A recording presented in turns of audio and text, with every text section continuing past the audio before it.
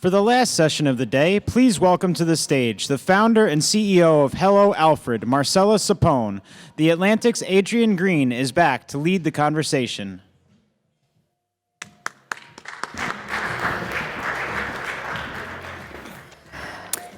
Welcome, Marcela. Thank you. I hear I am in between you and your ending cocktail. Oh, yes, we are closing the show today, so it's going to be great. For many people in the audience might not have heard about Hello Alfred, so why don't we just start by explaining the business model? How'd you come up with the idea? Well, like many of us city dwellers, my co-founder and I were life rich and very time poor, and when we were in business school, we started investigating how successful people balanced work, life, play, families, and it turns out people have help. So we wanted to find a way to offer help that was built into the way you live. And so today, Hello Alfred is a service technology platform that is building the future home. And we do that through the help of dedicated home managers who are W-2 employees who visit once a week, every week, and are taking care of the things that we all need to get done, like groceries and dry cleaning and packages and prescriptions and a whole host of other things. And we are in 9 cities. We have over 300 employees and are creating a new urban experience. What's behind the name? How'd you come up with Hello Alfred?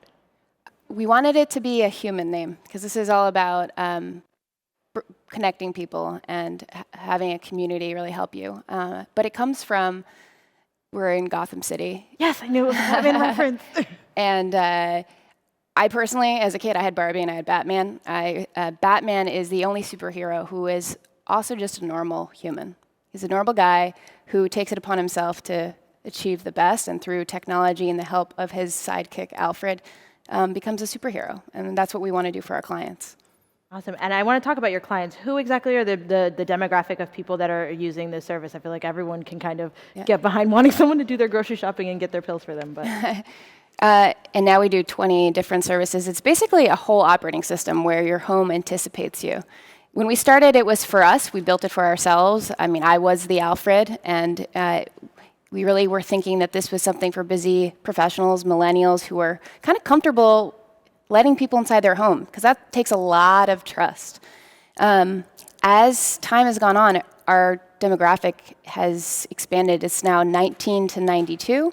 We serve folks who make $30,000 a year and people who make $3 million a year, because at the end of the day, we all need clean clothes, clean apartment, and food in our fridge.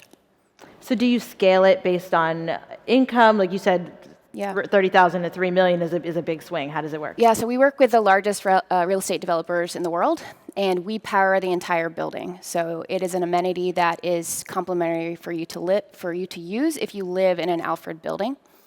And everyone uses it in a slightly different way, but to get back time, and that time gets invested in things that people really love. Who are you call them home managers, who are the people who are kind of doing the management? So I believe the future of retail is in the home, and our home managers act as detectives to anticipate you and are actually really becoming a part of people's lives. They walk through the front door, they walk through your apartment or house, and they're taking stock of what's happening and trying to take things off your plate. In essence, they're kind of like personal shoppers. And at the kind of end of a long kind of technology stack that lets us group and batch orders efficiently. So for example, we're taking in thousands of orders for orange juice a day, and those all get batched and sent to Whole Foods or sometimes a local store as well. 65% of the vendors and partners we work with are local small businesses. We believe in keeping them in business for local diversity. But that technology is only as powerful as our employee, who is really a caretaker and there to make your life easy. So you mentioned that these are W-2 employees, not independent contractors. There are millions of domestic workers in the U.S., many of whom are women of color, some undocumented, many who are working kind of without benefits and for below minimum wage. How did you keep that population in mind when you were kind of structuring what you wanted your workforce to look like? I mean, at the end of the day, help is something that has traditionally been for the very top of society. And I believe everyone needs help and deserves help. We wanted to take this unpaid labor that is kind of hidden from our current economy. People stay at home, and 30 to 40 hours of housework a week is the norm for an American family. That means lots of women are dropping out of their careers. And to change the dynamic, we have to change expectations about what is valuable. So I think that doing things in the real world and moving things around and making a home and making a place where we feel like we are empowered and our best is very valuable work, and that we need to make it fair, meaning it's about delegation and asking for help instead of doing everything yourself. And so what that created was opportunity for us to create real jobs that haven't been created before. A kind of mix of someone who is a hospitality retail worker who is motivated by caretaking and thinking about the consumer every day. And then another piece of it is really about being a member of your family and understanding what the stress of everyday life looks like and how can you begin to anticipate someone. So training people, learning we've done millions of home visits, so we're learning from each one. And now our employee base is really a guild of folks who think about what they do as making life sane for urban dwellers. And then there's a whole chain of the extreme kind of services that we are bringing to the home, whether it's the local grocer, the local dry cleaner, the local dog walker, a mom who is staying at home and cooking meals not only for her own family, but for others that live in the neighborhood.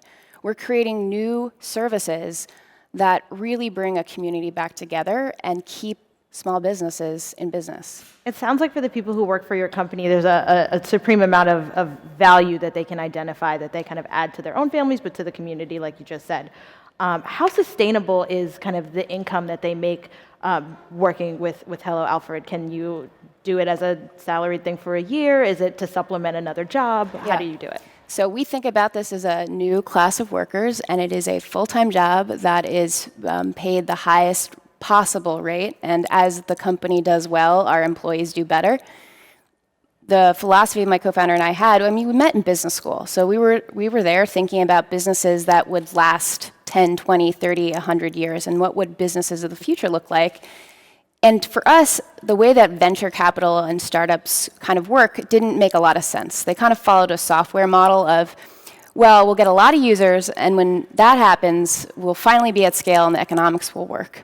It doesn't work for businesses that are about the service element and that put people at the center of the computing loop.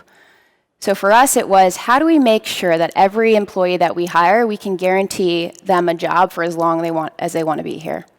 And that meant local density, having a book of clients who all lived in the same neighborhood, and not hiring someone until we had that kind of group of customers. Today we're growing 10x faster than I even expected. And that has a large part to do with how we've scaled with real estate developers. But again, we can only grow as fast as we can hire people who are right for this job and who we can give quality training for.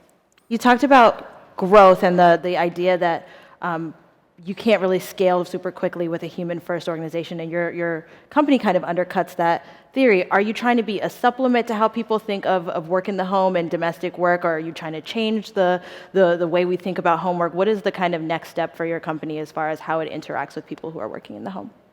So what we've learned in the last 4 years is that Americans have a psyche of getting stuff done, and that's a really important part of our identity. And sometimes that means doing it ourselves, but other times it can be asking for help. And so a lot of this is about behavioral change and making it not only okay, but smart to ask for help. So getting that to happen, you really have to take the barriers to entry of the business down, which is why it's complimentary for you to use. And then, like I said, basically, Alfred is a program that runs in your home, and everybody's program is a little bit different. So some people are using it to supplement existing help. So if you have a nanny, instead of having her pick up the groceries, she's paying attention to your kids. Others use it wholesale as the way that they balance their life and are using 6 or 7 different services. And we're seeing behavior change that makes our customers happier than the average citizen. People who cook at home more, people who plan out their week, people who feel seen, taken care of, people who are being intentional about how they use their time. And as they get these hours back, really starting to say, okay, do I want to stay at work for an extra 3 hours, or is this, I now have time to go to the gym, or I have time to do something exciting in New York City tonight. And so we try to encourage these kind of positive experiences as part of the service as well. So for other businesses, what do you kind of hope that they take away in a business, in a culture that's really preoccupied with algorithms and automation and, you know, taking away the human element? What are you hoping that people learn from your company? My big kind of flag that I wave is, at the end of the day, this is always about people. And I think we have to look like our customers and know our customers and solve really hard problems instead of ones that are lucrative. I think that if you just really focus on one person and really try to understand and build empathy, which is a buzzword right now, but what does that mean? It means I have walked in your living room and I have context for how you are living your life, what's important to you. I know when you're stressed because of how you leave your house or because you tell me, and I can do something about that. So we are building a massive company, one relationship at a time. But that relationship with a human to a human is so powerful. It's so much more powerful than a transaction on a marketplace. It's so much more powerful than a cardboard box arriving at the front door with one thing in it. It's so much more powerful than buying things that kind of look generic and are coming from big companies. Really bringing people back together in an offline and real way. I want to take a moment to check in and see if we have any questions from the audience. We have mic runners running left and right.